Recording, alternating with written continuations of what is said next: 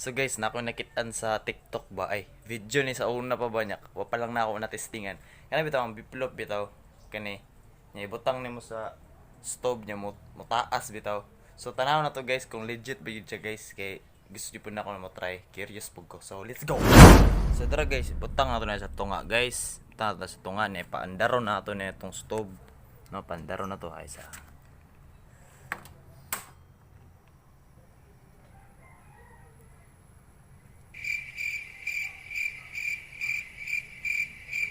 wala ha.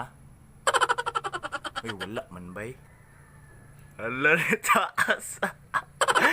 Hala. Oh my God! Oh my God!